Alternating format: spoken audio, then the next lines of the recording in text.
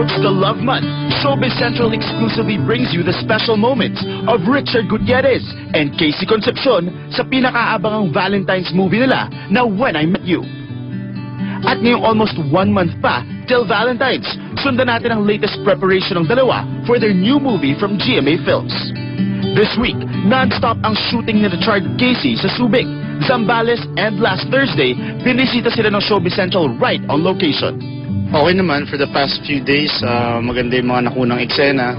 Today, a mix of comedy tsaka romance. So, visually maganda yung pelikula. Di ba? Oo nga po. Oo nga, no? Oo, actually, ang ganda nung kinuna naming mga plane scenes. First time ko sa isang seaplane. Yesterday afternoon naman, sabay na nag-recording ng movie theme song sina Richard and Casey. Casey, kamusta yung recording? Naghihintay ako kanina pa kanta ka ng kanta dyan. Tagal mo mag-record I got carried away. Pero nag-practice ka.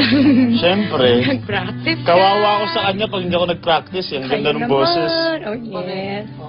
Napansin niyo yung boses ni Casey, very soothing. Yeah. Very gentleman, leading man na leading man. Thank you. Dream kasi ni Chard, matagal na rin gustong mag-record ng theme song. Ngayon nagkataon.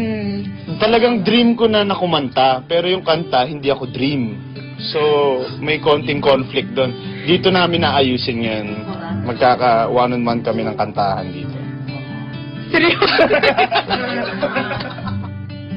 And that night, dumiretso naman ang dalawa for their first ever press con for their movie, kung saan pinagkaguluhan sila. This Valentine's Day, masasabing hindi kayo nalabas na dalawa kasi you have each other. Pwede sabihin yun. Yeah, we have each other. And Casey's special to me. Matatag po yung friendship namin. Sobrang strong po ng foundation namin ni Chard. Actually, no? Pwede na kayo pakasal. Tried and tested na yung Tested. And just this morning, Chard and Casey are all set to leave for Palawan, kung saan mag-shoot sila ng major kilig movie moments sa mga beautiful locations doon. Next week, stay tuned for more updates as we continue our countdown to Valentine's with Richard and Casey's When I Met You.